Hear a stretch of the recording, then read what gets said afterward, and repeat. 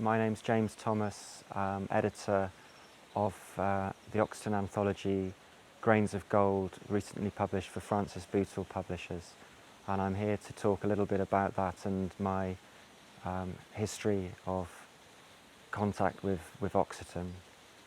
So I guess everything starts with when I was 17, I went interrailing with my brother to the south of France, and we travelled through Languedoc, Provence, and then up to the Alps.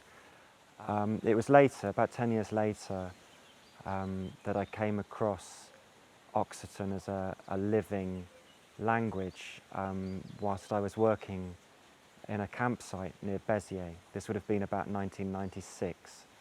And I got to know a few people vaguely on the campsite who told me that Occitan was still a real thing and that people spoke it. And I was curious, and I started asking questions about it. And a year or so later, I found myself living in Barcelona. Over time, once I decided to stay in Barcelona, I saw this as an opportunity to, first of all, learn Catalan, having already learnt a little bit of Spanish. And through Catalan, it was that I rediscovered the Occitan reality, mainly due to the fact that Occitan is obviously spoken in the Val d'Aran, and the Catalan regional government has to acknowledge that, and gradually started to learn the language and visit places on the other side of the Pyrenees and try and hear the language spoken. And this, I did actually hear it spoken in the town of Foix, or Foix, in the Ariège region. So that sparked again my interest in the language, and I wanted to do something to help it, and I just out of personal curiosity wanted to learn it as well. But it wasn't until I returned to England in 2002 that I had an opportunity to really study properly, because I was accepted to do a research master's in the French department of Bristol University. There was a scholar there who was an Occitan specialist, and she agreed that I could study the later period of the language. Although she was a medievalist, she agreed for me to look at 19th century literature, which is what I was really interested in. But through that, I had the idea of maybe finding a publisher to do an anthology of Occitan literature, because there's a gap in the Anglophone world for a kind of all-encompassing, all-embracing, comprehensive study of 1,000 years of this language and this culture. So I had just this vague idea at the time of producing something that went from the beginning to the present day, and that's when I was fortunate to meet Clive Boutle. And I went through this list, and a lot of the publishers said, "It's very interesting, but we haven't got the funds for that."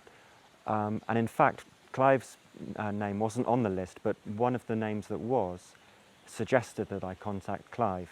And this would be about 2010.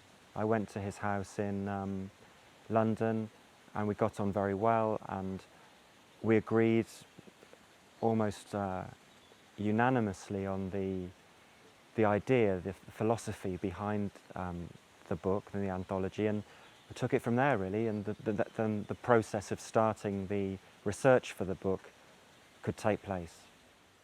So it was a real pleasure to discover that my own culture, the British culture, over at least the last 2 centuries, and in some cases before that, has shown an interest in Occitan. Personally, I will be hoping to focus on translating Occitan prose and poetry in the future, and that this anthology can lead to a greater awareness of Occitan literature and language throughout the world, and amongst the Occitans themselves. So one of the things I've discovered here in Ostana is that people who are very passionate about their own culture have been extremely kind and grateful and positive about the anthology, because it brings together a whole group of their own texts which perhaps would otherwise have been difficult to find in one place. So I'm hopeful that, as it's a bilingual anthology, it will be useful to students and enthusiasts of Occitan here in France and Italy and Spain, as well as in English-speaking countries.